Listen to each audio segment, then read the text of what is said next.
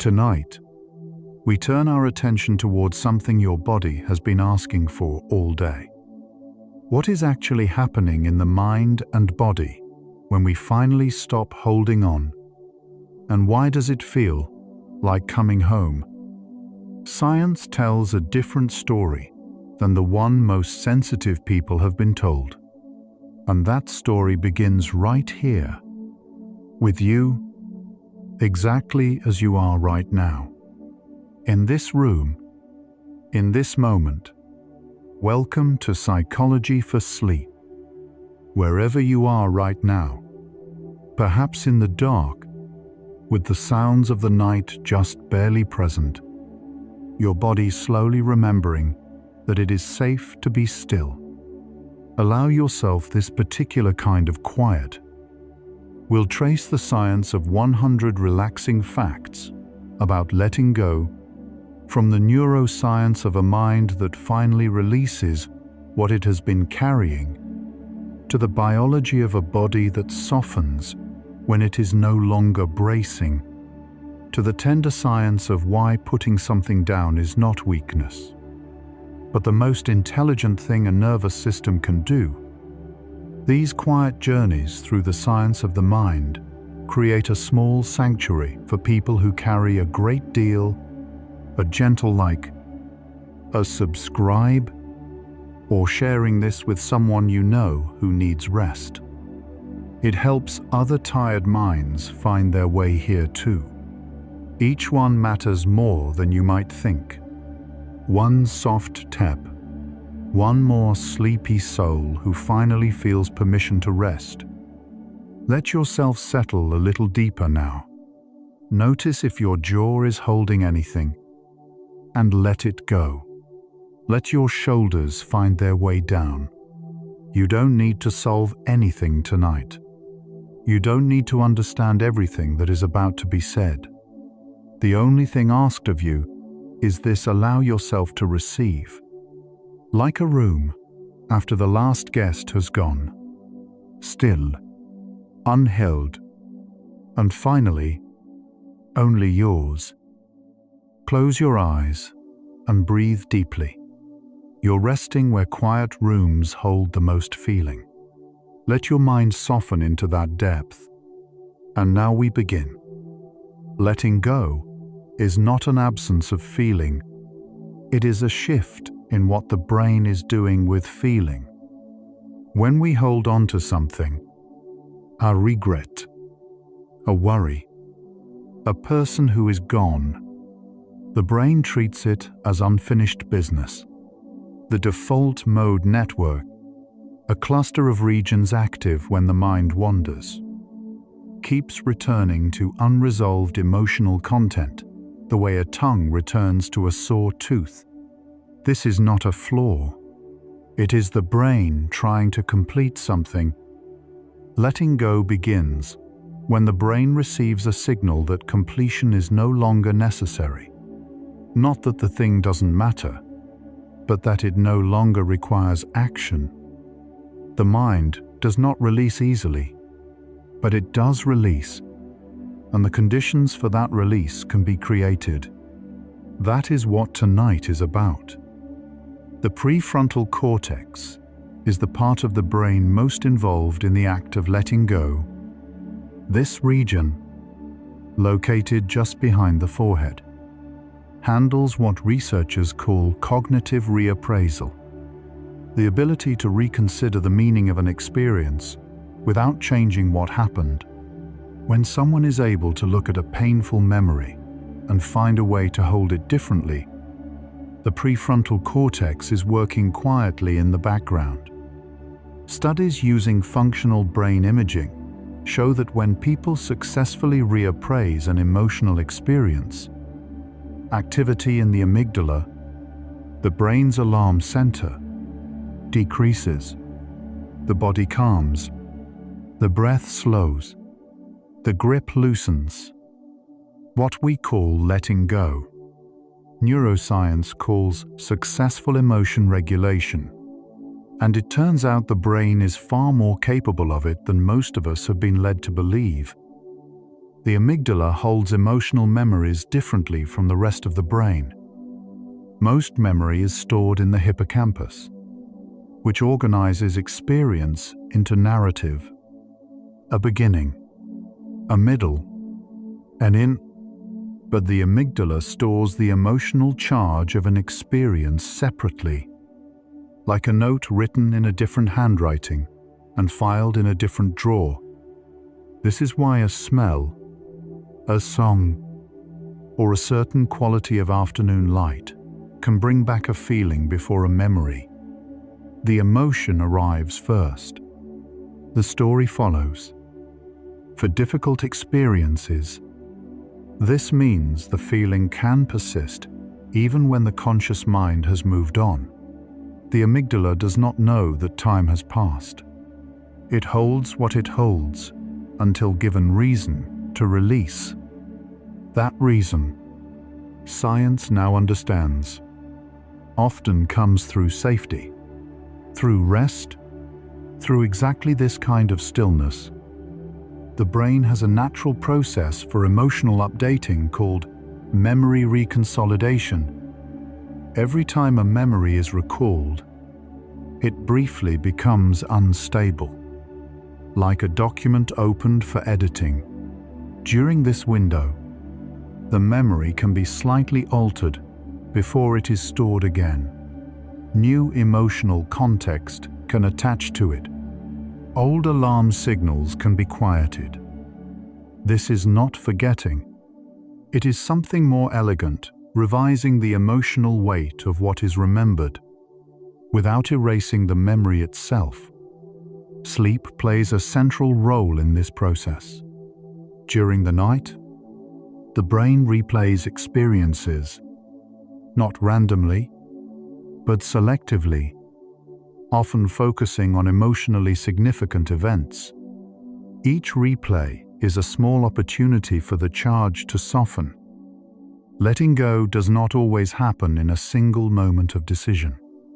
Sometimes it happens quietly, across many nights of rest. Rumination, the repeated, involuntary replaying of distressing thoughts, is one of the primary things the brain does when it cannot let go. Research from clinical psychology distinguishes between two types of repetitive thought. Reflection is purposeful reviewing an experience to extract meaning or find a new perspective. Rumination is passive, turning the same painful thought over and over without resolution. Rumination keeps the amygdala activated. It maintains elevated cortisol, the body's primary stress hormone.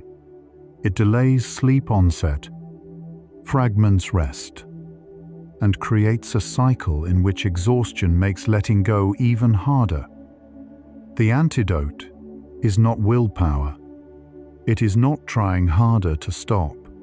Studies consistently show that the most effective interruption to rumination is gentle redirection to the body, to the breath, to a calm external anchor, which is, in its simplest form, exactly what this is. Cortisol is the hormone most associated with holding on. When the brain perceives a threat, physical, social, or emotional, the hypothalamus triggers the release of cortisol from the adrenal glands. Located above the kidneys, cortisol sharpens focus, increases heart rate, and prepares the body to act. This is useful in genuine emergencies, but when the threat is a memory, a worry, or an anticipated conversation, cortisol continues to circulate with nowhere to go. The body remains on alert for a danger that exists only in thought. Cortisol levels naturally decline over the course of the evening, reaching their lowest point in the early hours of the night. Rest, low stimulation, and the kind of slow, undemanding attention you are practicing right now all support that decline. Letting go, in a very literal physiological sense, begins when cortisol falls. The parasympathetic nervous system is the body's letting go system. The autonomic nervous system has two primary branches. The sympathetic branch activates the body for action, the familiar state of alertness, urgency, and vigilance. The parasympathetic branch returns the body to equilibrium, slowing the heart, deepening the breath, relaxing the muscles, and allowing the digestive system to resume. Activation of the parasympathetic nervous system is sometimes called rest and digest. It is the physiological state in which healing occurs, in which the immune system strengthens, in which memory consolidates, in which the body does the slow work it cannot do while running. You cannot force your way into parasympathetic activation, but you can invite it with slow breath, with warmth, with the quiet permission to need nothing for a while. The vagus nerve is the longest nerve in the body, and it is the main conductor of the parasympathetic response, running from the brainstem down through the neck, heart, to lungs, and digestive organs. The vagus nerve carries signals in both directions, from brain to body and from body to brain. When it is active, the heart rate slows in a rhythmic, almost wave-like pattern. The gut quiets, the throat relaxes. The tone of the vagus nerve, its baseline level of activity, predicts how easily a person can recover from stress.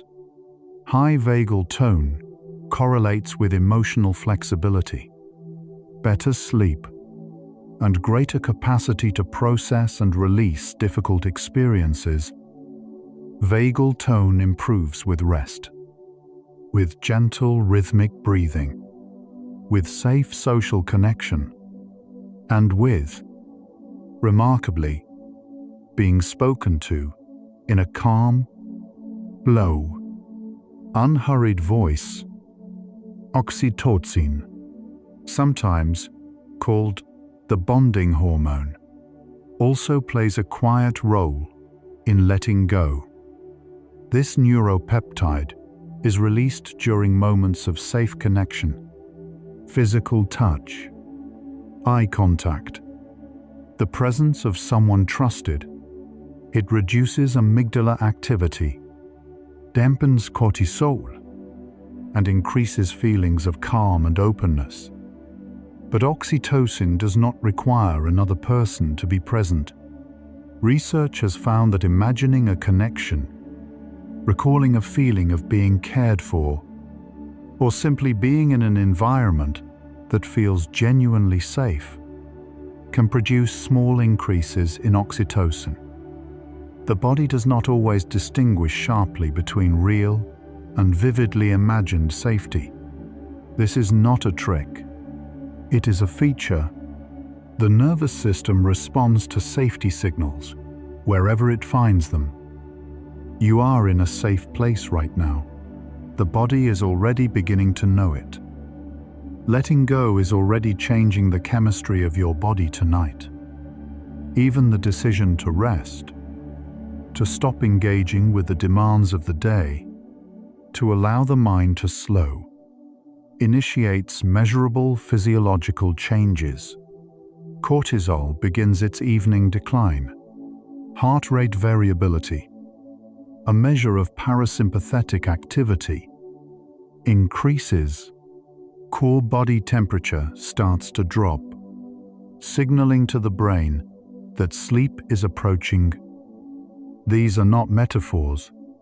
They are processes happening in your body right now. In this room, while these words reach you, the science of letting go is, in part, the science of what the body already knows how to do. When finally given the conditions it needs, the brain uses two distinct systems to regulate emotion, one that operates automatically and one that can be consciously engaged. The automatic system is faster. It responds before conscious thought has time to form. A surge of anxiety before you know why. A wave of sadness triggered by something small. This system is ancient, efficient, and not always easy to reason with.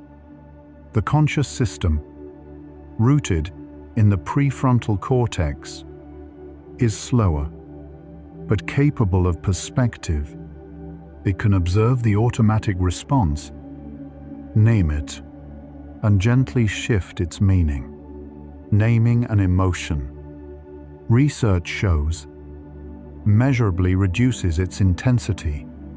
Simply saying to yourself, "This is grief," or "This is fear," or "This is grief that looks like anger," changes the brain's response to it. Letting go often begins not with resolution, but with naming, with the quiet act of recognizing what is there. Acceptance and commitment therapy. One of the most research-supported approaches in contemporary psychology, proposes that the effort to suppress or eliminate difficult thoughts often increases their power. The phenomenon is sometimes demonstrated with a simple instruction: try very hard not to think about a white bear. Most people find they can think of almost nothing else. The same dynamic operates with painful memories, unwanted feelings, and intrusive thoughts. The harder the mind fights to exclude them, the more prominent they become. The alternative is not resignation. It is what researchers call diffusion, creating a small distance between the self and the thought, observing a thought as a thought, rather than as reality, watching it move through awareness without grabbing hold. You are practicing this right now, not by trying to clear the mind, but by giving it something gentle to rest on. The brain's default mode network, the system most active during rest and mind wandering, is also deeply involved in self-referential thought. When the mind wanders, it often wanders toward the self: what I did, what was done to me, what I should have said, what might happen next. This is not pathology. It is one of the brain's primary modes of operation, but it is also the mode most associated with rumination and emotional holding. Research into mindfulness practices, including the kind of passive, receptive attention you are practicing right now, shows consistent decreases in default mode network overactivity. The mind quiets, not by force, but by having something else to gently attend to. The voice you are hearing is one such anchor, something calm, steady, and requiring nothing of you in return. Grief and letting go are not opposites. Clinical research has substantially revised older models of grief that described it as a linear process moving toward resolution and release. Current understanding recognizes grief as oscillating, moving between loss-oriented states, in which the pain is directly felt, and restoration-oriented states, in which the person attends to rebuilding life around the loss. Neither state cancels the other. Healing does not require forgetting. It does not require the loss to have mattered less. What changes, over time and with support, is the relationship to what was lost. The pain does not disappear, but it gradually takes up less of the space. The way a physical wound heals not by erasing itself, but by becoming part of the skin that continues. The body holds grief in measurable ways. When people experience bereavement or unresolved loss, the sympathetic nervous system remains chronically elevated. Inflammatory markers in the blood, including C-reactive protein and interleukin-6, increase. The immune system becomes less effective. Sleep architecture disrupt, with REM sleep especially affected. These are not weaknesses. They are the body's honest response to something that mattered deeply. But they also illustrate why rest, genuine, unheld, parasympathetically restored rest, is one of the most supportive things a person in grief can do. Not to escape the feeling, but to give the body the resources to keep carrying it with something closer to grace. Letting go of anger follows a different neurological pathway than letting go of grief. Anger activates the left hemisphere of the brain and is associated with approach motivation, the impulse to move towards something, to act, to right a wrong.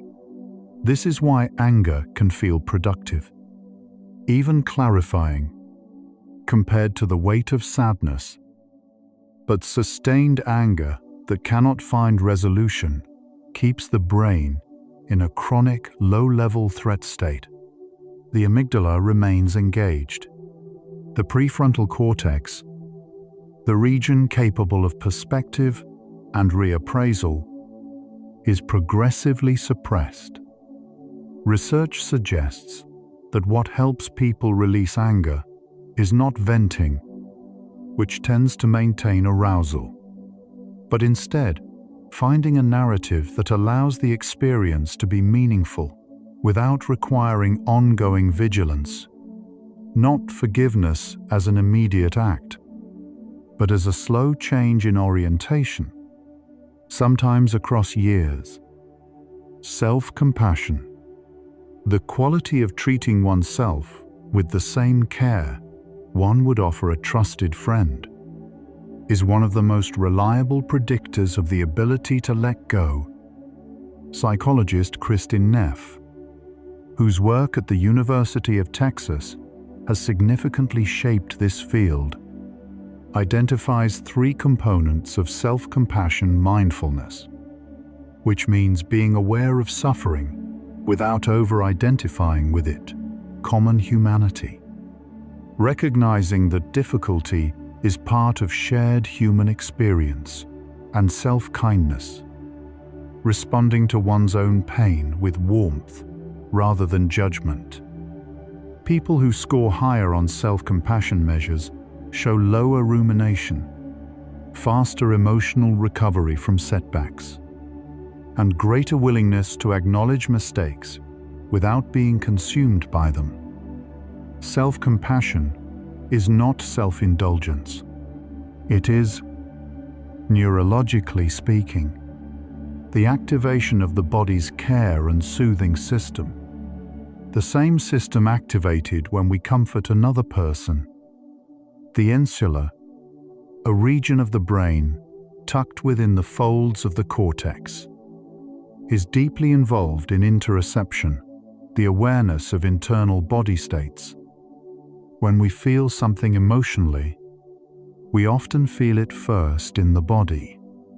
A tightness in the chest, a hollowness in the stomach, a constriction in the throat. The insula translates these bodily signals into emotional awareness.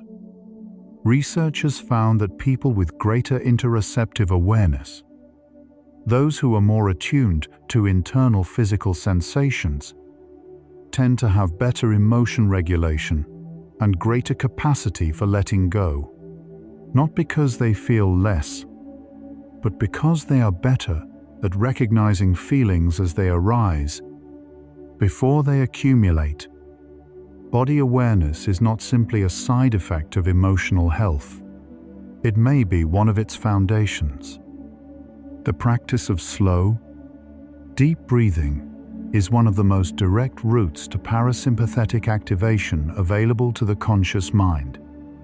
When you exhale slowly, particularly when the exhale is longer than the inhale, you stimulate the vagus nerve directly.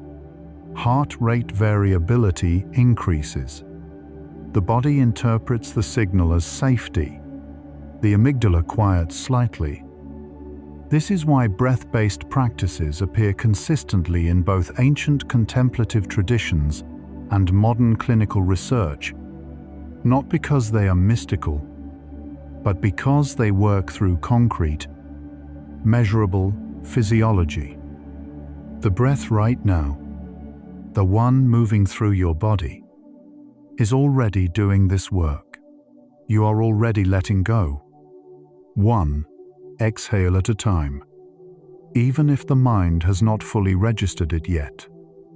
Sleep itself is the nervous system's most complete act of letting go. During sleep, voluntary motor control is suspended.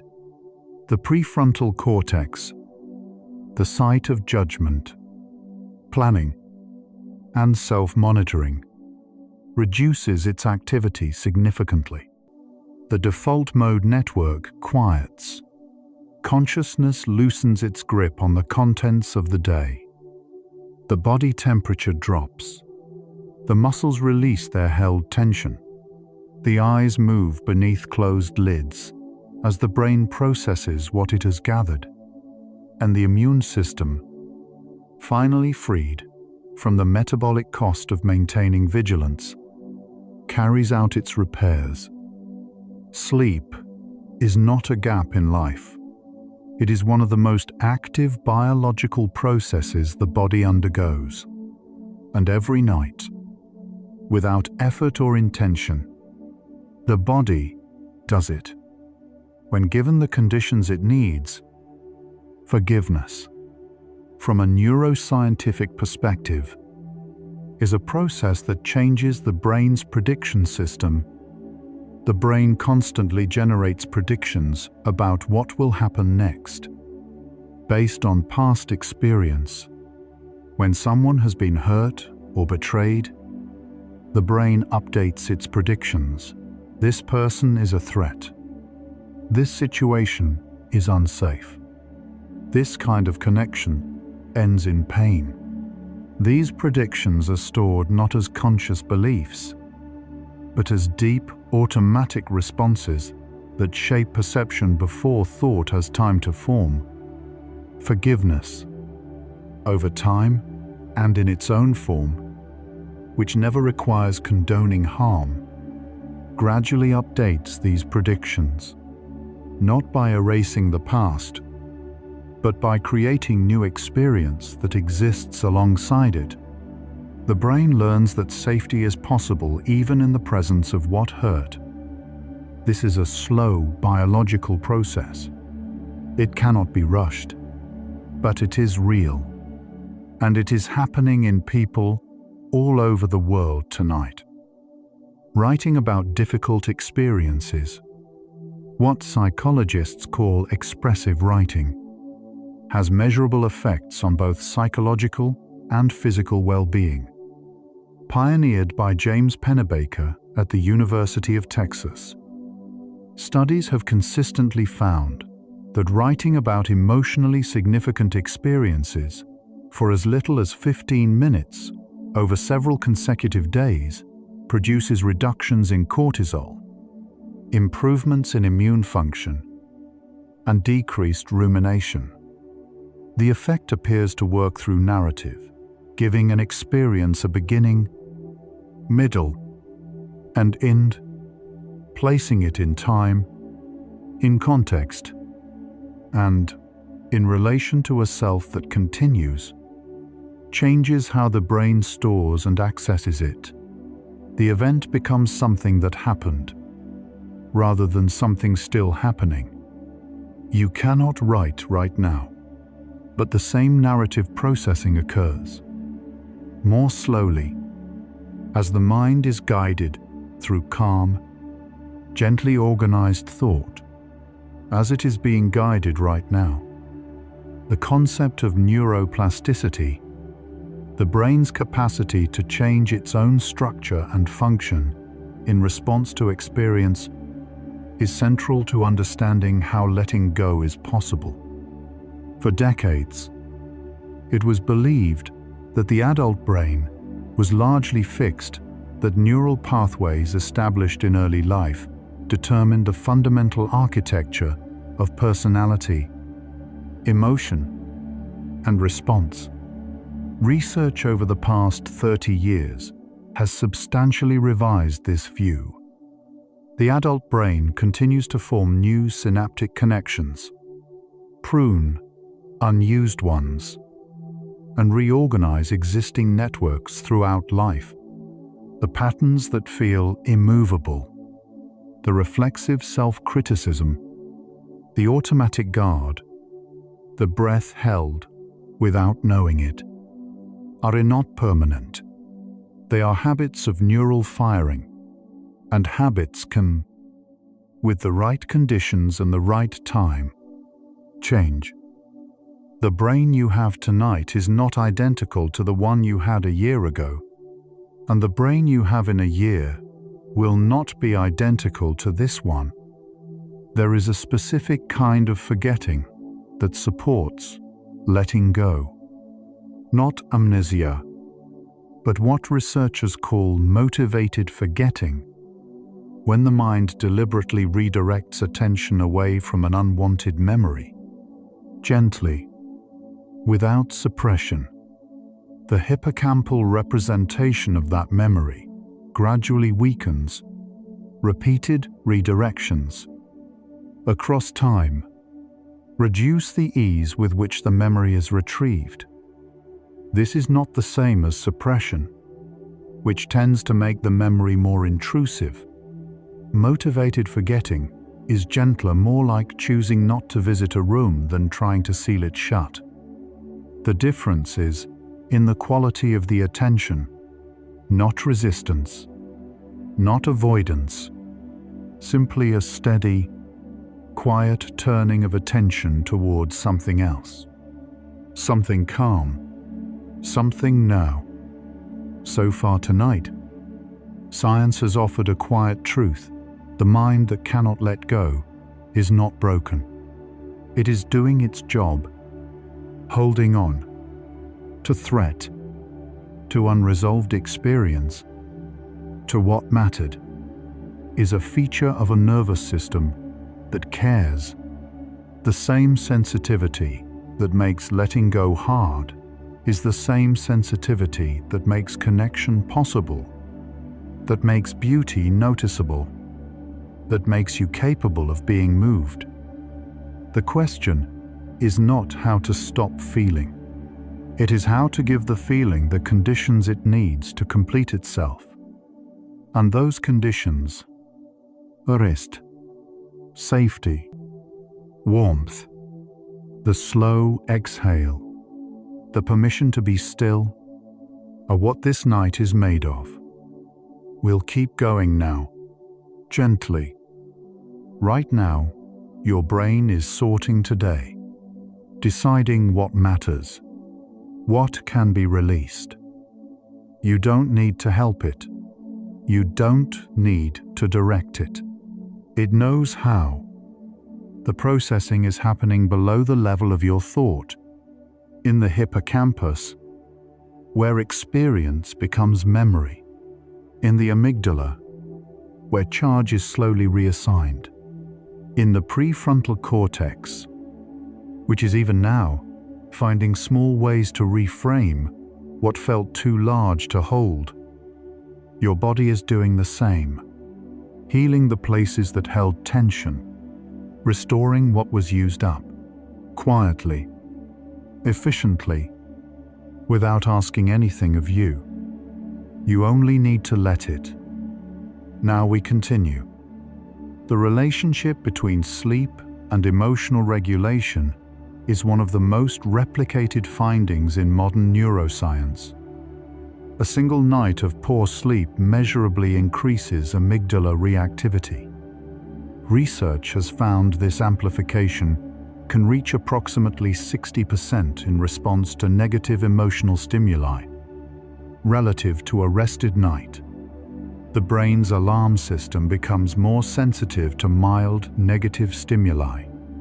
Events that would ordinarily pass through awareness with minimal impact are experienced as more threatening, more upsetting, and more difficult to move past.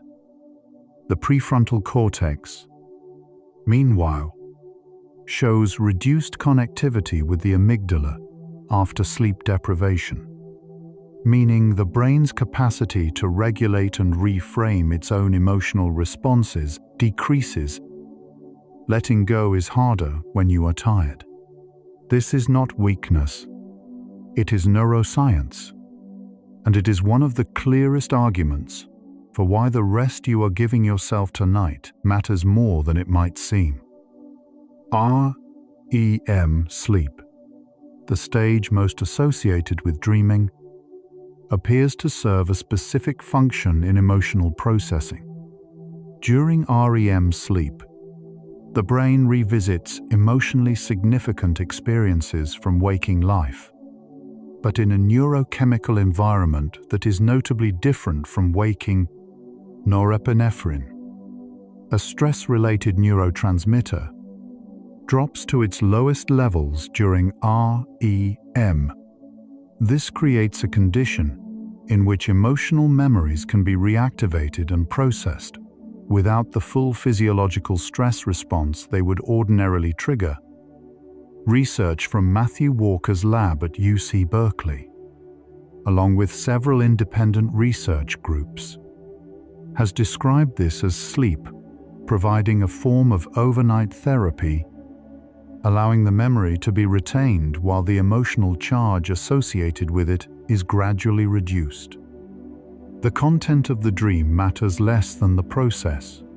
The processing is the point. The brain does not simply replay memories during sleep. It reorganizes them.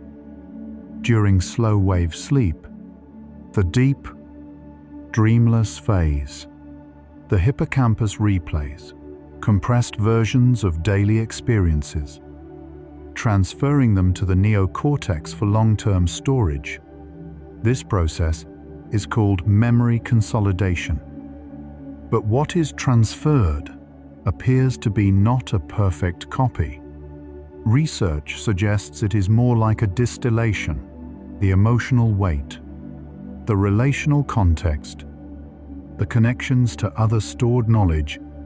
The raw, moment-to-moment detail often fades. What remains tends to be the meaning. This is, in a real sense, what the mind does with experience over time. The details blur, the meaning crystallizes, and if the meaning can be held gently, with curiosity rather than with clenching, it becomes part of who you are without requiring ongoing defense. There is a structure in the brainstem called the locus coeruleus, responsible for releasing norepinephrine throughout the brain.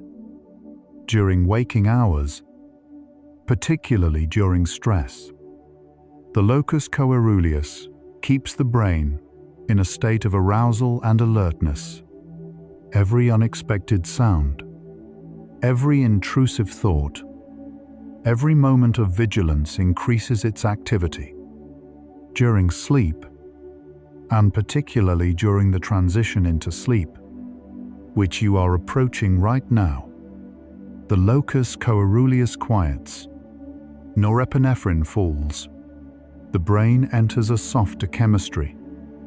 This is the neurological signature of trust, of the body agreeing, finally, that the environment is safe enough to lower its watch. You are moving toward that chemistry right now, not by trying, simply by staying. The neuroscience of regret offers particular insight into why some experiences are so difficult to release. Regret is processed differently from simple sadness. It involves a simulation of the alternative. What might have happened had a different choice been made.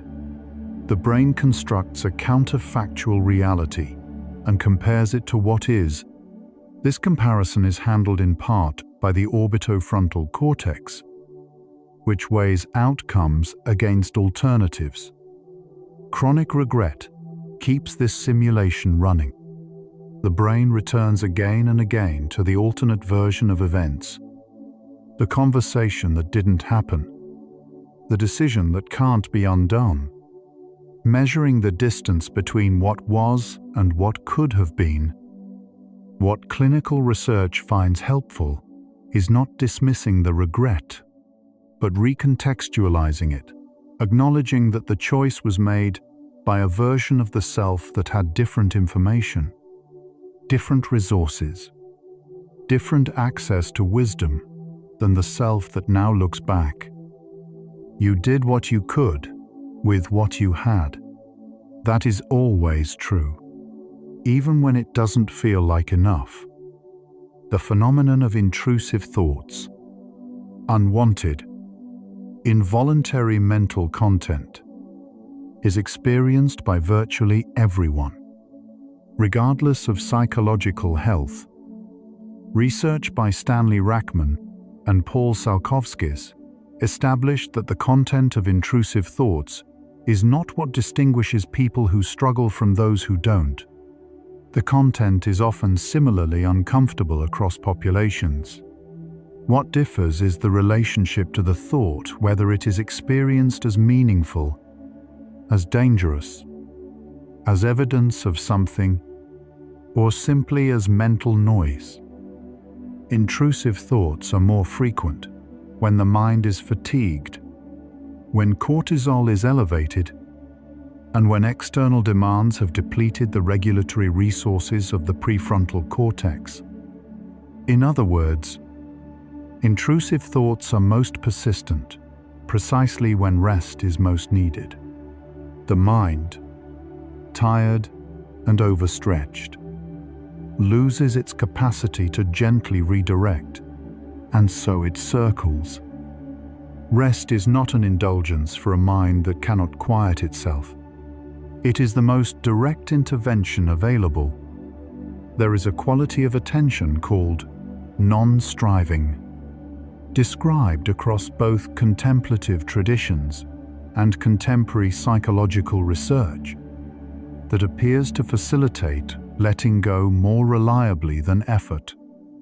Jon Kabat-Zinn, who developed mindfulness-based stress reduction at the University of Massachusetts, identifies non-striving as one of the foundational attitudes of mindfulness practice.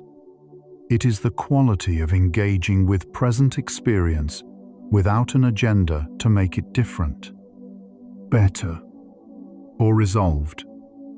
From a neural standpoint, non-striving reduces activation in the task-positive network, the brain system associated with goal-directed effort, and allows the default mode network and interoceptive systems to function more freely. You are practicing non-striving right now, not by doing nothing, but by allowing whatever is present to be exactly what it is, for exactly this length of time.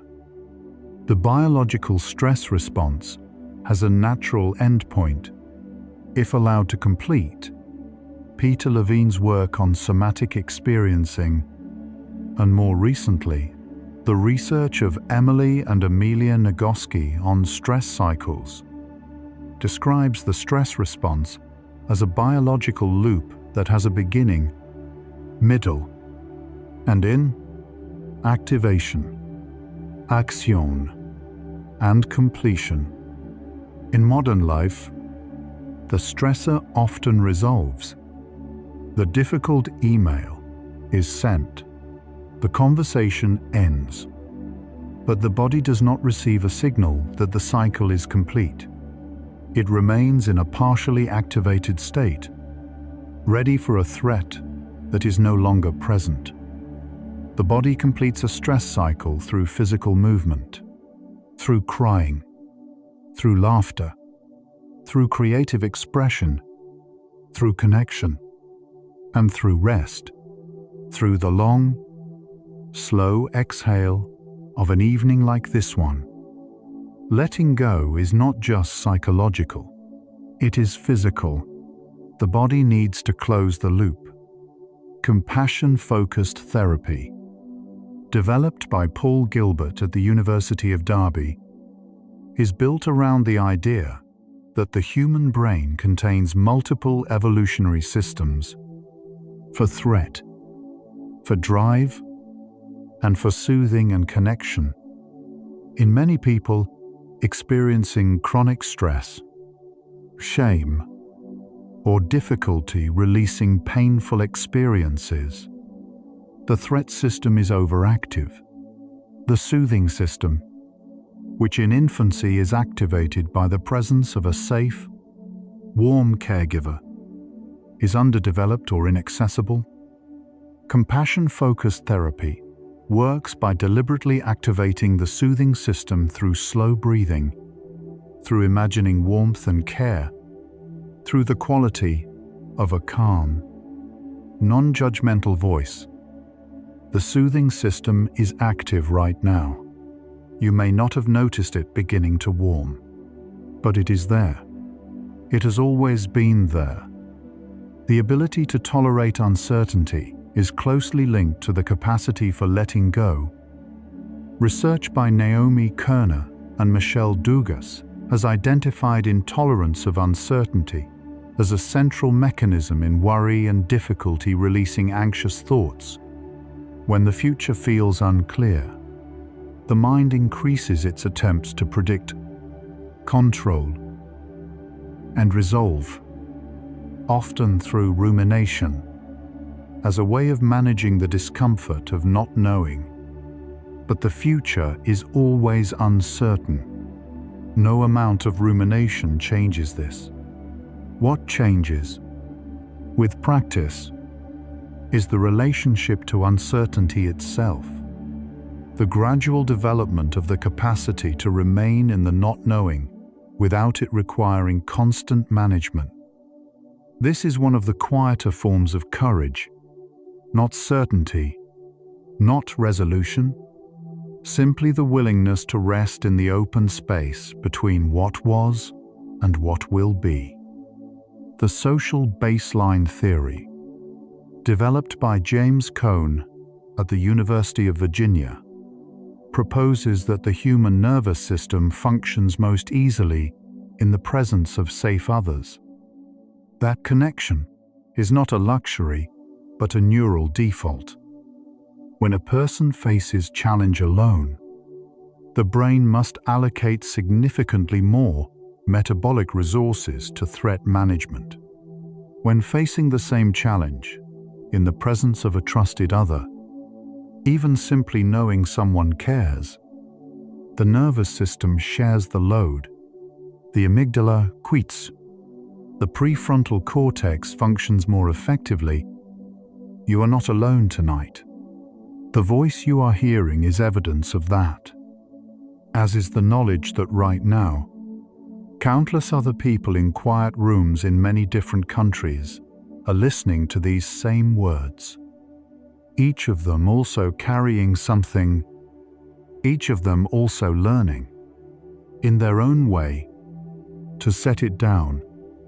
Perfectionism, the belief that one must achieve a certain standard to be acceptable, is one of the psychological structures most associated with chronic inability to let go. Clinical research distinguishes between adaptive perfectionism, which motivates toward high standards while allowing for error, and maladaptive perfectionism, which treats mistakes as evidence of fundamental unworthiness. Maladaptive perfectionism generates shame, which is one of the most difficult emotions to process and release, Brené Brown's research at the University of Houston has found that shame thrives in silence and secrecy and dissolves in the presence of empathy.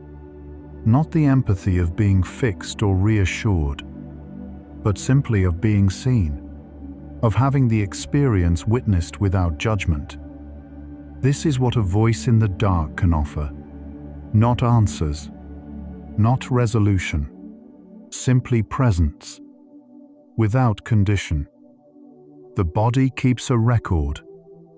Bessel van der Kolk's research on trauma and somatic experience established that unprocessed stress and difficult experience are held not only in the mind, but in the body's muscular patterns, postural habits, and autonomic baselines. The shoulders that stay lifted, the jaw that doesn't fully release, the belly that stays held even in moments of safety. These are not character flaws. They are the body doing what it learned to do to survive a moment that is now past. They are held breath from old storms.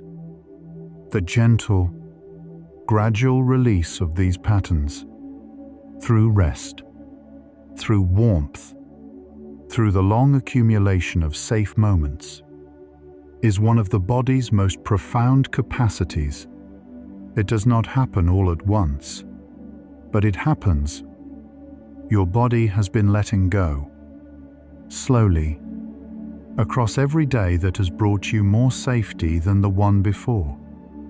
Research into post-traumatic growth, the documented phenomenon of meaningful positive change following significant adversity, suggests that letting go does not require the painful experience to be minimized. Studies following people through major loss, illness, and trauma consistently find that the experience of growth and the experience of ongoing pain are not mutually exclusive. They coexist. What changes is not that the loss mattered less, but that the person finds a way to carry it that leaves room for other things too. Psychologists Richard Tedeschi and Lawrence Calhoun, who have studied this phenomenon for decades, describe post-traumatic growth as the emergence of new understanding from the struggle to make sense of what happened. Not a return to who one was before, but the construction of a self that includes and is enlarged by what was survived. Letting go does not mean going back. It means continuing differently and sometimes more deeply than before. Halfway through these middle facts, the science keeps pointing toward the same quiet truth. The mind does not let go through force. The body does not release through effort. What creates the conditions for both is safety, felt safety, in the nervous system's most honest and physical sense. The safety of warmth, of stillness, of a voice that asks nothing, of a body allowed, at last, to rest. You are doing all of this right now. The science says you are, in this moment, precisely where the work of letting go happens. You're still here, still somewhere between thinking and resting. Take one slow breath. Your brain is doing exactly what it was built to do tonight. The processing is happening. The release is beginning. We'll keep going together, gently. The body's relationship to held tension follows a pattern researchers call the stretch-shortening cycle. Muscles held in sustained contraction gradually lose their ability to fully release without deliberate intervention. Chronic stress creates a kind of muscular memory the diaphragm learns to hold. The neck muscles learn to brace. The pelvic floor learns to guard. These are responses to real demands. but they persist past the moment of demand. Progressive muscle relaxation, developed by Edmund Jacobson in the 1920s and validated by decades of subsequent research, works by deliberately contracting and releasing muscle groups, teaching the nervous system to recognize the difference between tension and ease. The body, reminded of what ease feels like, begins to choose it more readily. You don't need to do anything right now. Simply noticing the difference between what is still held and what has already released. That noticing is enough. There is a point in sleep onset, just before the hypnic jerk that sometimes startles a person awake, where the brain moves through a threshold state called the hypnagogic. In this transitional space, the prefrontal cortex has already reduced its activity. Logical sequencing loosens. Images appear without context. The mind produces fragments of thought that don't quite follow one another, and the sleeper is unable to fully track them. This is not failure. It is the entry point. It is the moment the brain releases the day's architecture and begins to reorganize under different rules. The hypnagogic state is one of the most profoundly relaxed states accessible to the conscious mind, a doorway, not a destination. You may find yourself approaching it tonight. The concept of equanimity, from the Latin equus, meaning even, and animus, meaning mind, describes a stable mental composure, especially in difficulty. Contemporary psychological research has begun to study it empirically. Equanimity is not emotional blunting.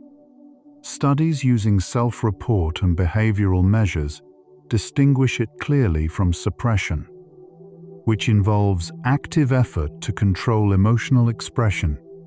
Equanimity involves genuine emotional stability, the capacity to be moved by difficulty without being swept away by it. Research from Willoughby Britton's lab at Brown University and other groups studying long-term meditators has found that equanimity correlates with altered reactivity in the amygdala and increased connectivity between emotional and regulatory brain regions. Equanimity is not a personality trait people either have or don't. It is a capacity that develops slowly, with practice, and with rest. The thalamus acts as the brain's gatekeeper, controlling what sensory information reaches conscious awareness. During waking, the thalamus is highly active, routing information from the senses to the cortex for processing. During sleep onset, thalamic activity decreases, and with it, the flow of incoming sensation. The world becomes quieter, not because it changes, but because the brain stops attending to it as closely. This gating mechanism is why it becomes harder to stay aware of external sounds as sleep approaches, why voices begin to blur at the edges, and why the thoughts of the body, the weight of limbs, the rhythm of breathing, begin to take on a dreamlike quality. The thalamus is already closing its gates. Quietly, as you listen, the world is already, gently, becoming a little further away. Narrative coherence, the ability to tell a story of one's own life that has continuity, meaning, and integration, is strongly associated with psychological well-being and the capacity to process and release difficult experiences. Developmental psychologist Dan McAdams has spent decades studying the life stories people construct about themselves. He finds that people who tell stories of redemption, in which suffering leads eventually to learning, growth, or positive change, show greater well-being, generativity, and emotional resilience than those who tell contamination sequences, in which good things are consistently undermined by what follows. This is not about forced positivity or minimizing pain. It is about the structure the mind gives to experience over time. Redemption narratives don't deny the difficulty. They hold it within a larger arc. The story is still being written. Tonight is not the end of it. Letting go of identity, the beliefs and roles we hold about who we are, is one of the most complex forms of psychological release. Cognitive scientist Dan Zahavi and others studying the phenomenology of self have noted that human consciousness has a natural tendency towards self-continuity, the sense of being the same person across time. This continuity is adaptive, but it also means that certain beliefs about the self, even painful ones, can be held fiercely because they have become load-bearing walls of the identity. I am the one who was hurt. I am the one who failed. I am the one who carries this. These identities form around real experiences, but they can outlast the experiences that created them, and they can be held past the point where they serve the person still carrying them. The self is not fixed. It is, as the neuroscience of memory reconsolidation suggests, always in the process of being revised. The brain's reward circuitry is involved in holding on, as well as in pleasure. Dopamine, the neurotransmitter most associated with reward anticipation, activates not only in response to positive outcomes, but in response to the prospect of control and resolution. The act of mentally working a problem activates dopaminergic pathways in ways that can become self-reinforcing. This is why worry and rumination can feel, paradoxically, like they are doing something useful. The brain registers them as productive because the act of problem-solving is itself rewarded, even when the problem has no solution available, even when the thinking is circular rather than resolving pry-breaker. Recognizing this, that the mind is rewarding itself for staying in a loop, can create just enough distance to step gently outside of it. Not by force, by understanding. Chronic holding on is associated with specific physiological patterns that accumulate across years. Researchers have linked sustained psychological stress, including difficulty processing and releasing difficult emotions, to measurable changes in telomere length. Telomeres are the protective caps at the ends of chromosomes. Their shortening over time is associated with cellular aging. Research by Elizabeth Blackburn and colleagues found that perceived stress and rumination are associated with shorter telomere length, and that certain stress reduction practices are associated with better telomere maintenance over time. The body is listening to how the mind holds its difficulty, and over time, it responds. This is not meant to create concern. It is meant to illustrate something more fundamental: rest, release, and the slow accumulation of safe moments matter in ways that reach all the way to the cellular level.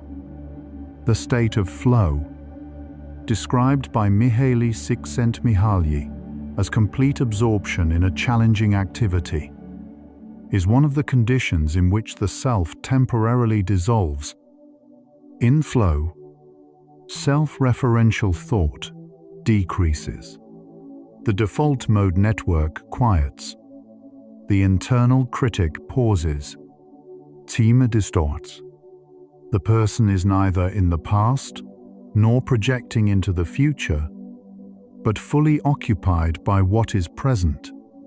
Flow is not easily accessible in a moment of deliberate intention, but it shares a quality with sleep onset, and with the state you may be approaching right now, the quality of the self becoming temporarily less insistent, of the narrating, judging, planning mind, stepping back. In that stepping back, however briefly, something else becomes possible, something the mind, in its ordinary busyness, never quite has room for. We are at the midpoint of tonight's journey through the science of letting go and what the science has been building toward. Quietly, through 50 facts, is this the brain and body already know how to release? They have always known.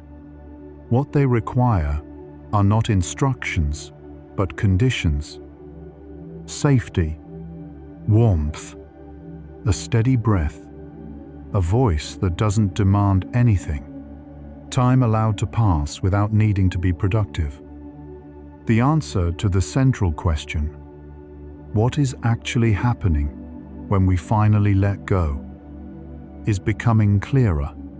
It is not a decision, it is a return to the state the nervous system was always trying to reach. We continue now into deeper territory. The memory you believe most strongly is actually reconstructed each time you recall it. Right now, the brain is rewriting the day, not faithfully, but interpretively, selecting what mattered, softening some edges, sharpening others. Every night is part of that draft. Whatever you have been carrying, the version of it you hold tonight is already a little different from the version you held this morning. And the version you will hold tomorrow will be different still. The experience is not fixed. The meaning of it is not fixed. The weight of it is not fixed. It is all still being written, gently, while you rest. Now we continue the journey. Breathing is the only autonomic function that can be consciously regulated. The heart beats without instruction. The kidneys filter without awareness. The immune system deploys without consultation. But the breath, which also continues without conscious attention, can be slowed, deepened, and shaped by a deliberate choice. This makes it the most available bridge between the voluntary and involuntary systems, between what can be chosen and what simply happens, and it makes slow breathing one of the most direct and accessible ways to communicate safety to the nervous system, to tell the body, in its own language, that there is no emergency tonight. The liver, kidneys, and immune system all carry out repair processes during sleep that are limited during sustained stress. When cortisol remains elevated over time, as it does during periods of chronic emotional holding, it suppresses immune function, impairs liver detoxification processes, and disrupts the regulation of blood glucose. The body allocates resources away from maintenance and toward defense. Rest reverses this, not immediately, and not all at once, but steadily, across nights that accumulate into weeks and months of genuine restoration. The body that is allowed to let go, night after night, becomes a different body over time. Quieter in its baseline, more resilient in its response. Mirror neuron. a class of neurons that activate both when performing an action and when observing another person perform the same action, may play a role in the felt experience of emotional resonance. When you listen to a calm voice, the neural patterns of calm have some activation in your own brain. When you hear someone breathe slowly, something in the body inclines toward that rhythm. When you are told that you are safe, in a voice that carries safety, the nervous system receives not just the content of the words but their texture. This is why the quality of a voice matters. Why tempo and tone are not simply aesthetic choices, but neurological ones. Why even right now, the pace of these words is doing something your conscious mind may not be tracking. The pineal gland, a small structure deep in the brain, begins releasing melatonin in response to darkness, signaling to the body that it is time to wind down. Melatonin does not cause sleep directly. It changes the body's internal climate, lowering core temperature, increasing the sense of heaviness in the limbs, reducing alertness, and setting the stage for the deeper sleep-inducing processes that follow. It is one of the body's oldest rhythms, governed not by thought or intention, but by the presence of darkness. By the simple fact of night, your body is reading the same signal right now. Melatonin is moving through your bloodstream. The night is doing what nights do. The anterior cingulate cortex plays a role in the experience of social pain, feelings of rejection, exclusion, or loss of connection. Brain imaging research by Naomi Eisenberger and colleagues at UCLA has found that social pain activates many of the same neural regions as physical pain.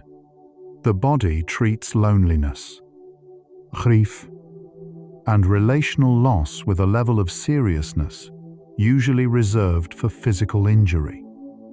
This means that emotional holding, particularly around loss, rejection, and disconnection, is not a matter of overthinking or excessive sensitivity.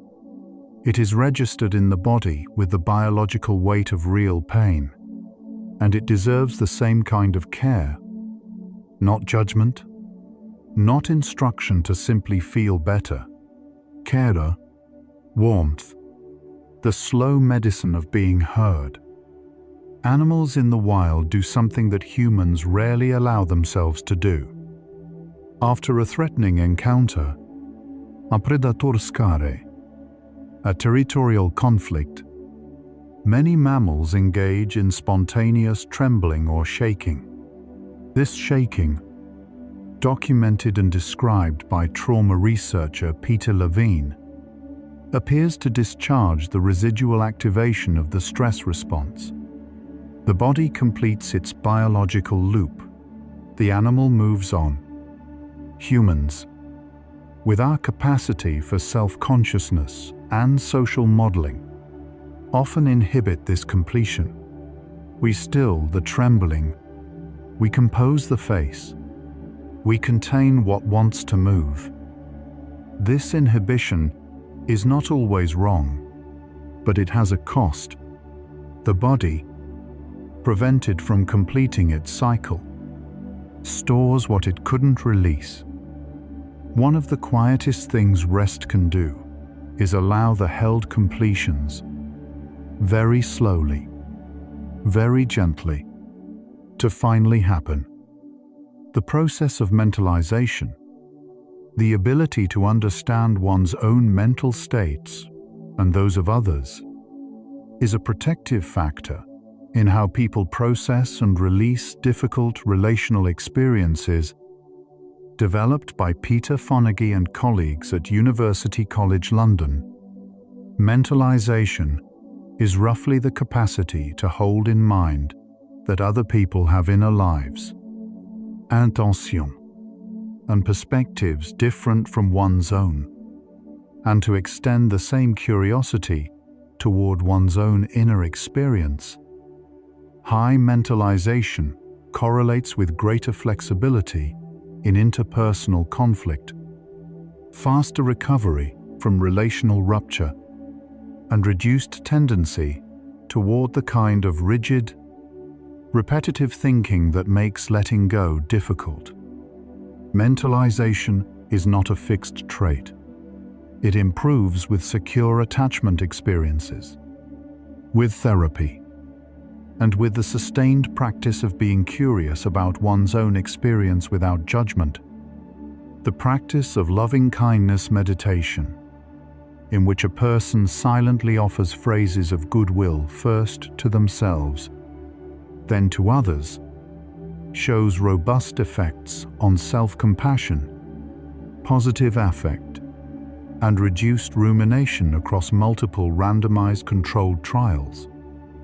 The phrases are simple, often no more than "May I be well," "May I be at peace," "May I be held in kindness."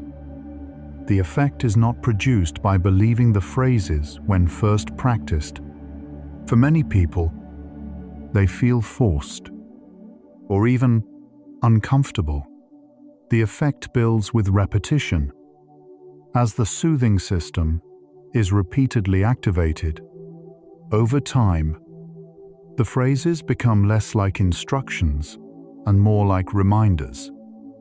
You are worthy of exactly this kind of kindness tonight. Whether or not that feels true right now does not change the fact of it. The sense of touch is one of the fastest pathways to parasympathetic activation, a specific class of nerve fibers in the skin. See tactile afferents. Respond to gentle pressure, slow touch, and fire signals directly to the insular cortex, which registers effective touch and contributes to the sense of being soothed. This system is believed to have evolved specifically for social bonding. Even the sensation of a blanket against skin, its weight, its warmth, its gentle pressure, activates this system in a soft way. The body beneath blankets is a body that is being held in a small but neurologically real sense. You are held right now. The weight you feel is the world caring for you in its quietest way. The neuroscience of awe, the feeling of encountering something vast and difficult to immediately understand, shows a consistent effect of quieting the self. Dacher Keltner's research at UC Berkeley has found that awe reduces activity in the default mode network, the system associated with self-referential thought. It also reduces certain inflammatory markers associated with chronic stress. People who regularly experience awe through nature, through music, through beauty, through contemplating scale, show better psychological well-being over time. The facts you have been listening to tonight about the brain, about the body, about the processes that unfold while you simply rest, are, in their quiet way, a form of awe. The universe is large, and you, in your small warm room, are part of it entirely. The capacity to sit with ambiguity, to remain present to an experience whose meaning is not yet clear, is one of the less discussed forms of psychological strength. Developmental psychologist Robert Kegan described an advanced form of adult cognition he called self-authoring, the capacity to hold multiple, potentially contradictory truths at once without needing one of them to win. Pain and gratitude, grief and growth, love and loss, anger and tenderness. The mind that requires resolution before it can rest will rarely rest. The mind that can hold open questions with something like patience or even simple curiosity finds more room to breathe. You don't need to resolve anything tonight. The night has no expectations of you. It only offers itself, dark and patient and wide. Dreaming appears to serve a kind of social simulation function, helping the brain rehearse and process interpersonal scenarios. Research by Mark Blagrove and colleagues at Swansea University has found that the emotional content of dreams often mirrors the social concerns of waking life. Unresolved conflicts, feared outcomes, longed-for connections. The brain, during REM, runs what might be thought of as dress rehearsals, not for performance, but for emotional integration. This means that the relationships you carry into sleep, the conversations left unfinished, the feelings left unnamed, are actively being worked on by the sleeping brain, not necessarily resolved, but encountered again, in a softer chemistry, with a little more flexibility than waking life allows. Trust the night with what you're carrying. It was built for exactly this. The default mode network, long associated with mind-wandering and self-referential thought, is also the brain's primary system for imagining the future and perspective-taking. This means the very system that generates rumination also generates empathy, creativity, long-term planning, and the capacity to consider another person's point of view. The same network. What distinguishes these uses of the default mode is not the structure itself, but what it's directed toward unresolved past, or toward imaginative possibility, toward contracted self-focus, or toward the expansive consideration of other minds. Gentle attention, the kind that can hold a fact, a breath, a moment of beauty, naturally tilts the default mode toward its broader, softer uses, toward openness rather than repetition.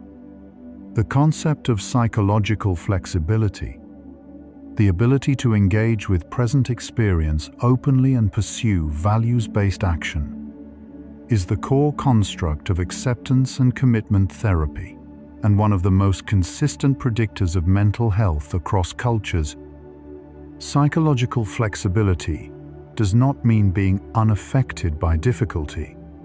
It means being able to feel difficulty without it determining all subsequent behavior, being moved without being swept, being sad without the sadness closing all other doors.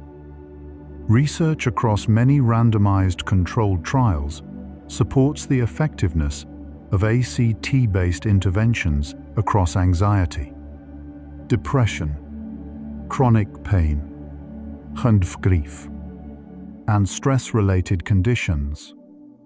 The common mechanism, not the elimination of difficult experience, but a changed relationship to it, more spacious, more curious, more willing to let what is difficult be difficult, without requiring it to be gone before life can continue. We now understand that letting go is not one thing. It is letting go of the narrative that hasn't stopped replaying. It is letting go of the identity built around a wound. It is letting go of the need for resolution before rest is permitted. It is letting go of the held breath, the lifted shoulder, the jaw that forgot it could soften. It is, in every case, a relationship change. between the self and what it has been carrying, not a loss of what mattered, but a different way of holding it. The science of the past few decades has made this clearer and clearer. The capacity to let go is not a character trait distributed unevenly. It is a capacity present in every nervous system that was ever built. It requires conditions, it requires time, and it develops. Prolonged exposure to natural light during the day significantly improves sleep quality and emotional regulation at night. Research from the Salk Institute and other institutions has found that daytime light exposure calibrates the circadian system, sharpens melatonin production at night, deepens slow-wave sleep, and improves mood stability across the following day. This is not unrelated to letting go.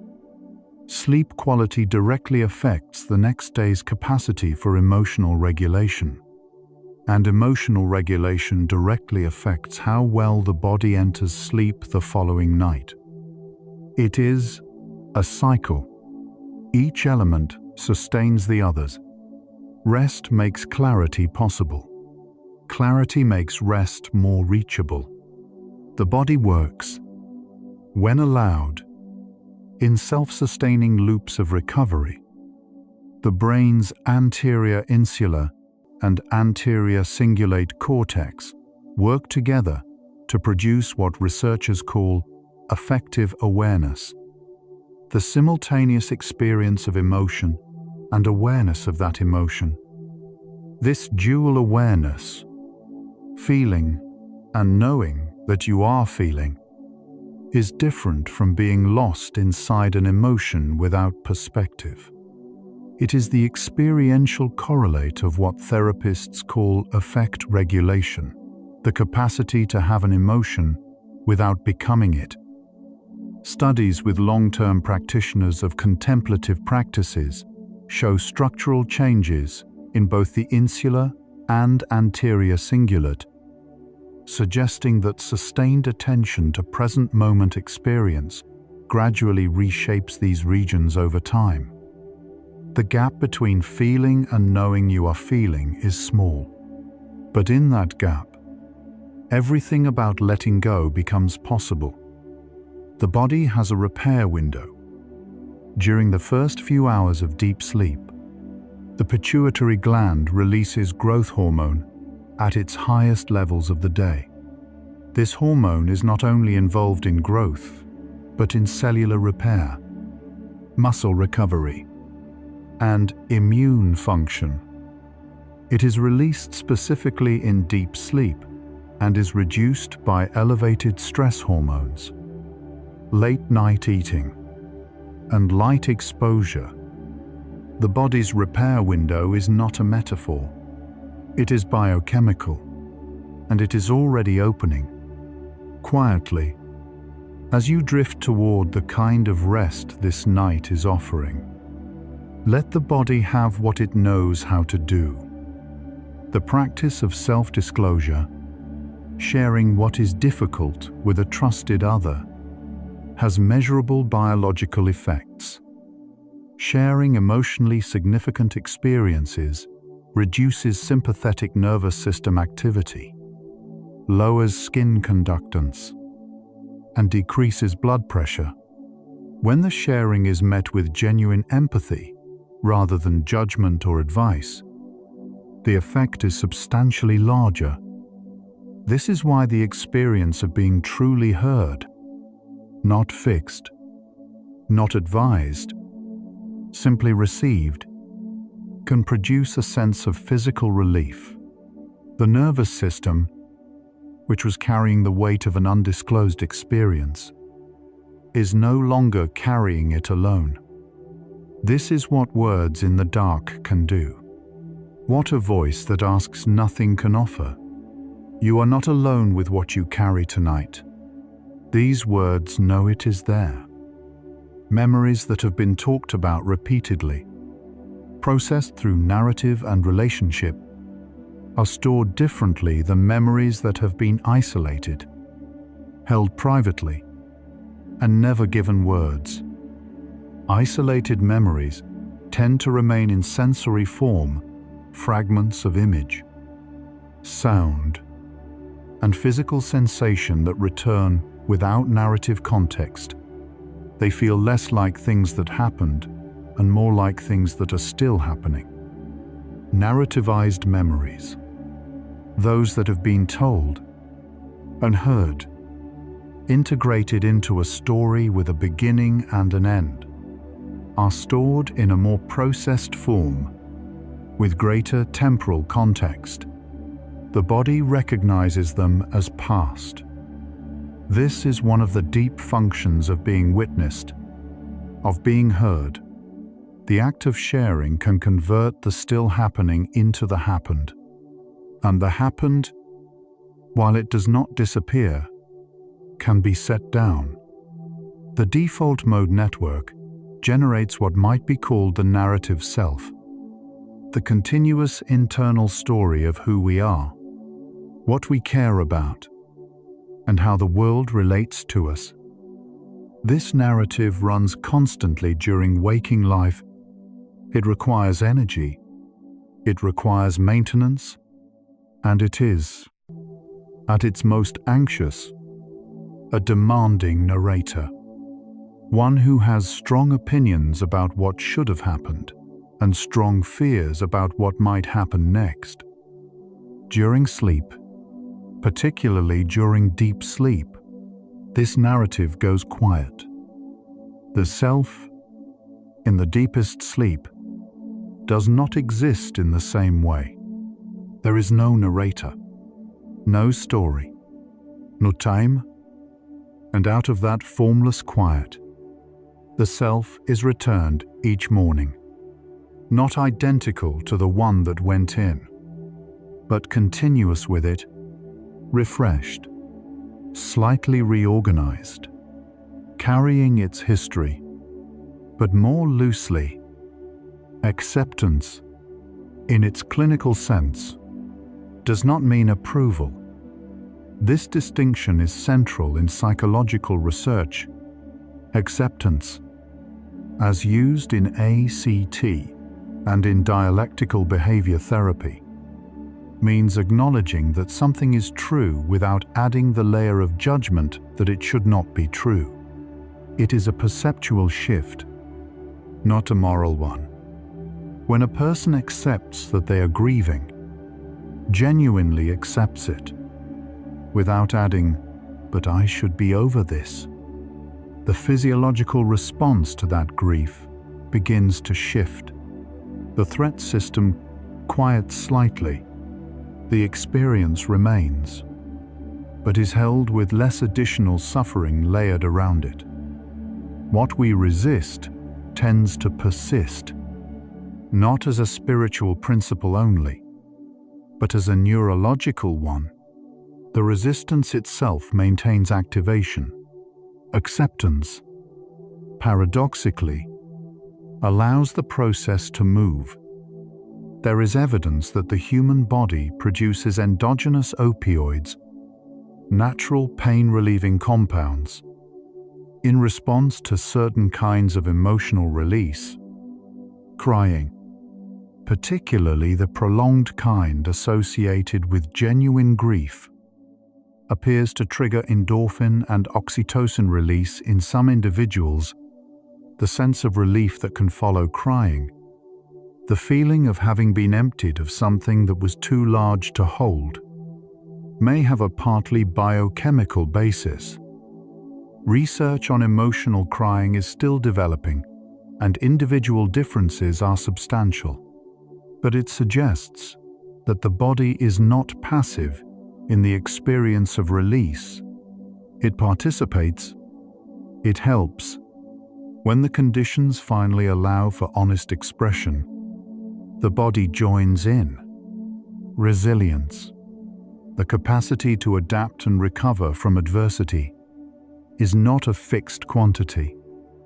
Research from positive psychology and developmental neuroscience has consistently found that resilience is dynamic. It can be built, it changes with circumstance, and it is supported by specific conditions: safe relationships, adequate sleep, periods of genuine rest, engagement with meaning, and the felt sense of being able to influence one's own life in at least some small ways. Resilience does not mean suffering less. It means recovering more fully. It means the arc, however long, continues to bend toward function, toward connection, toward something that resembles, in its own particular way, return. You are here tonight. That itself is part of the arc-hydration. The central question we have been traveling toward all night is now, at this point, answerable. What is actually happening in the mind and body when we finally stop holding on? The prefrontal cortex creates distance from pain without erasing it. The amygdala reduces its alarm. Cortisol falls. The vagus nerve carries safety signals to the organs. The parasympathetic nervous system activates. Muscles that have been bracing release. The breath deepens without instruction. Melatonin releases. The body moves toward its repair window. And beneath all of that, deeper than biochemistry, something the nervous system has been working toward across the entire arc of being alive: the recognition, felt in the body rather than thought in the mind, that it is safe to be here, that the holding is no longer necessary, that what was carried can, for now, to be set down. This is not an absence. It is a return to the state the body was always trying to reach. Sleep doesn't come when you try to sleep. It comes when you stop trying. You may have already noticed this. The nights of striving, willing the mind to quiet, counting down the hours, are rarely the nights that bring the deepest rest, and the nights of giving up, of simply turning over and letting what comes, come, are often the ones that carry you away the most completely. This is exactly that moment. There is nothing to do, nothing to decide, nothing to resolve. The body knows how to take it from here. It has done this every night of your life. Trust it. Just this once. Completely. We'll continue with the final facts now. Gently, very gently. Every night, the brain activates a cleansing process. The glymphatic system is a network of channels that becomes most active during sleep. Cerebrospinal fluid moves through the brain, clearing away proteins and metabolic waste that build up while we are awake, including some associated with neurological disease. Recent human studies have confirmed this process is real and that sleep deprivation measurably reduces it. It works best during sleep. The brain that rests is the brain that clears. The mind allowed to let go, night after night, clears more completely. This is already happening, right now. While you rest, the slower you breathe, the more the world softens. At around 6 breaths per minute, sometimes called resonance breathing, heart rate variability reaches its peak, and the nervous system enters a state of gentle coherence. You don't need to count. You only need to allow each breath to be a little longer than it needs to be, a little fuller, a little more given over to the exhale. The world softens. It is already softening. When the mind releases its grip on the day, the creative faculty wakes. The hypnagogic state, that threshold between waking and sleep, has been associated with creative insights throughout documented history. Thomas Edison, Henri Poincaré, and Salvador Dali all reportedly used this transitional state deliberately, holding objects that would fall as they drifted to sleep, waking themselves to capture what came in that loosened space. The creative mind does not require striving. It requires the surrender of striving. You are entering the spaces between. The heart knows things before the mind does. Research has found that the heart generates an electromagnetic field that extends beyond the body and changes detectably in response to emotional states, including those not yet consciously registered. The heart communicates with the brain upward through the vagus nerve. In both directions, a settled heart settles the mind, and the mind, given permission to settle, helps the heart find its slower rhythm. Both are finding it right now. Muscle tension drops measurably during sleep in patterns that follow the progression of sleep stages. In light sleep, voluntary muscles relax but maintain some tone. In deep slow-wave sleep, this relaxes further. In REM sleep, the major voluntary muscles are actively inhibited, a state called atonia, while the brain is deeply active. This is why people woken from deep sleep often feel physically heavy. The body has already committed deeply to letting go. You can feel some version of this beginning now.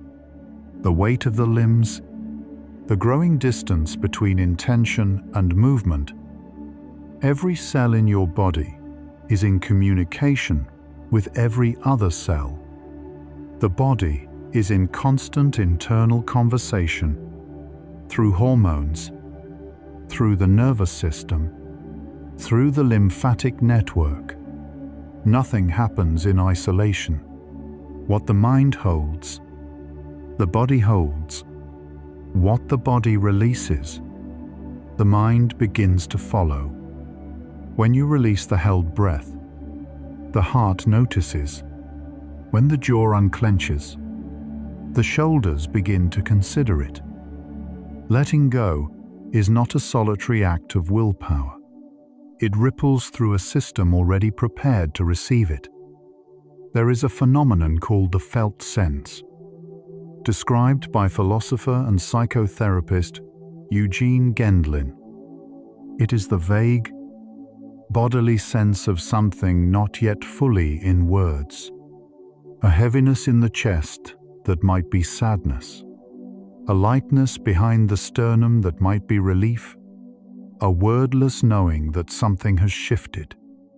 Gendlin found that change often happened not through insight or analysis, but through attending carefully to this felt sense, following it, waiting for it, allowing it to find its own words in its own time. The felt sense of letting go is recognizable once you find it. It feels less like a decision and more like a settling. In the final months before birth, the human fetus spends most of its time in sleep, and a large portion of that in a state that resembles REM. Scientists believe this extended period of active sleep plays a central role in developing the nervous system, building neural connections, establishing the architecture of emotion and sensation, preparing the brain for the world outside. Rest, from the very beginning, is how growth happens, not absence of development. Rest is where development lives. The sensation of warmth, from blankets, from baths, from the settling of a quiet room, signals safety to the nervous system in ways that precede language and culture. In infancy, warmth is synonymous with being held, with being cared for, with survival itself. These associations are laid down before the mind has words in the deepest and earliest neural pathways. As adults, warmth continues to activate the social engagement system and lower cortisol. You are warm right now. Beneath that warmth, something very old in you recognizes it. The body, in letting go, does not become empty. The nervous system that is allowed to release chronic activation becomes more sensitive, not less, more capable of fine discrimination, more available to what is actually present. The mind that is allowed to release its rumination does not become thoughtless. It becomes more capable of genuinely novel thought. The body that releases its held tension does not become formless. It becomes more alive to sensation, more fully inhabited. Letting go is not subtraction. It is a different kind of fullness. The silence between thoughts is not empty. Neuroscience describes the resting brain as engaged in ongoing activity, processing, integrating, consolidating. Silence is not cessation. It is the condition in which the quieter processes can be heard. The thought that hasn't arrived yet, the memory that needed a night to find its final form. In the silence after these words, something is still happening. You are still here. And below all of it, something very still is holding everything. Sleep researchers have found that people who report sleeping well are not those who never wake during the night. Most adults wake briefly many times per night, usually during transitions between sleep stages. These awakenings are typically so brief they are not remembered. What distinguishes those who sleep well is not the absence of awakening, but the absence of alarm about awakening. The mind that wakes and simply returns, without calculation of hours remaining, falls back into sleep within moments. Letting go of the expectation of perfect sleep is one of the conditions for better sleep. The ocean makes up about 71% of Earth's surface. The atmosphere is roughly 20 miles deep, and the entire inhabited layer of the planet, the thin shell where life exists, is a film so narrow it would barely register on a model of the Earth the size of a basketball. This is not to diminish what happens within that film. Everything that has ever mattered happened there. But from a certain distance, the things that felt most urgent today are very small, very recent, very temporary. And that smallness is a relief. If you let it be, the universe was here before this worry. Tonight, you are held inside something very large and very patient. The experience of gratitude is associated with increased parasympathetic activity, improved sleep quality, and reduced inflammatory markers. Not performed gratitude, not the forced listing of reasons to feel better, but the genuine noticing of what is already here: warmth, breath, the quiet, the sound of the night.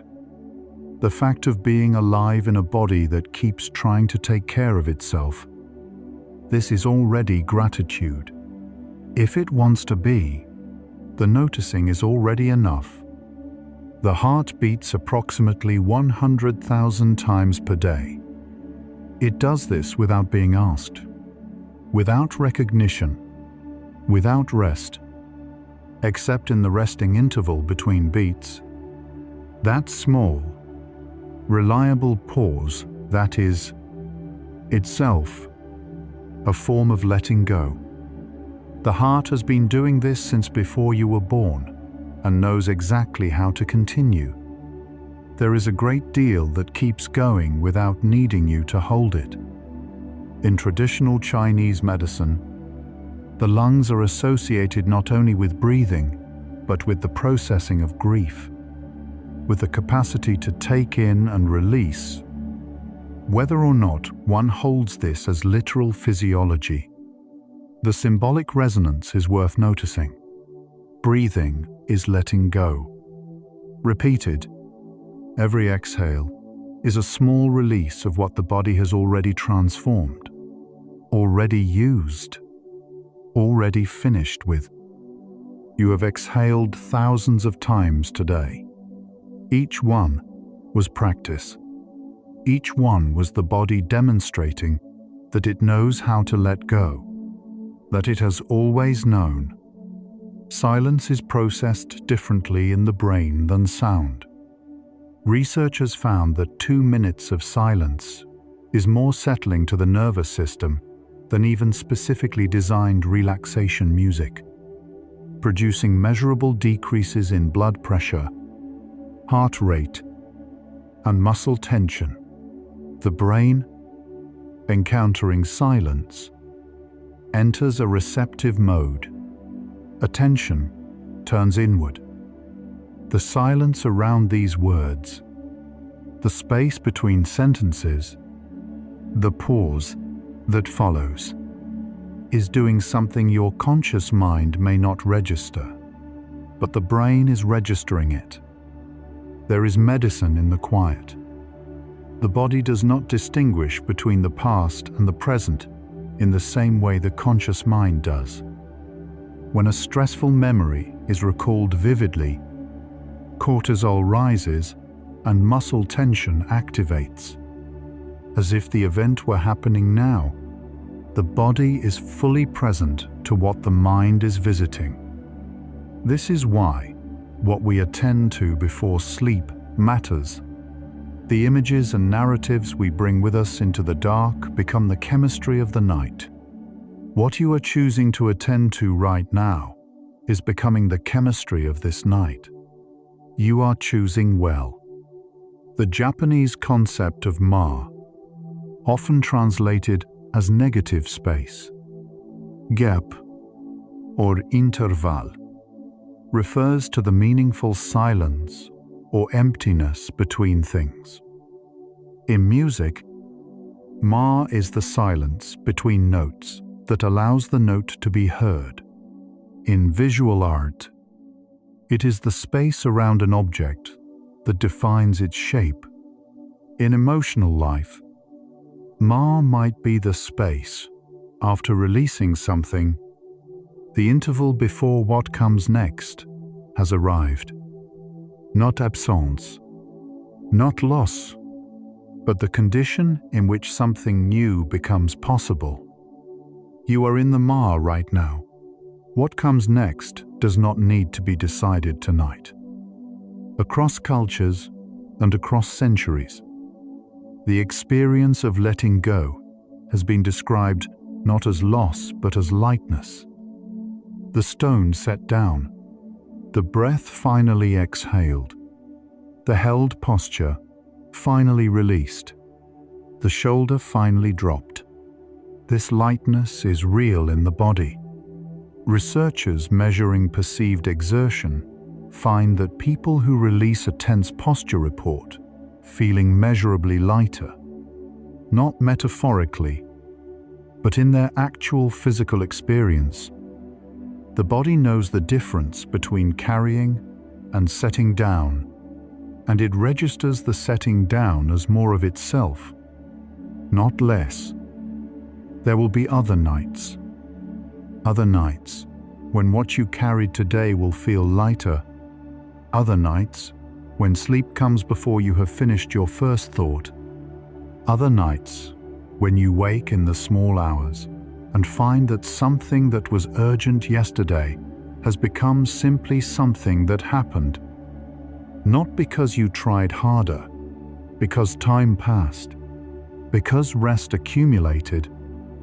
You are contributing to that accumulation right now. This night matters. It will still have happened. The body is already quieter than it was at the beginning of this video. Heart rate has likely declined slightly. Breathing has deepened. Cortisol has continued its evening descent. The locus coeruleus has reduced its norepinephrine release. The thalamus has narrowed its gates. None of this required anything from you beyond the willingness to remain here. You are not the same as you were 90 minutes ago. The science of the night has already been working. The largest letting go the human body performs is sleep itself. Every night, you surrender consciousness. You release the curated, narrated, defended version of the self. You allow the brain to dismantle the architecture of the day and rebuild it differently. You do this in faith, not chosen faith, but biological faith. The faith of a nervous system that has survived every night it has ever entered and woken again every morning that followed. You have let go of consciousness every night of your life, and every morning it has been returned to you. Tonight is no different. Somewhere in the world right now, it is morning. Someone is waking from a night that began just like this one. In difficulty, in question, in the weight of something they were not sure they could set down. And they woke. The night held them. The chemistry did its work. The brain sorted and softened and organized what it needed to. And they woke into a morning that was, in ways both measurable and indefinable, a little clearer than the night before. That same morning is ahead of you. It does not need to be earned or planned or worried towards. It will come, as it always has. The answer to the question we began with tonight is not in any single fact. It is in the accumulation of them, in the slow, patient argument of 99 quiet truths. Building toward this one letting go is not the end of what mattered. It is the beginning of being able to carry it differently.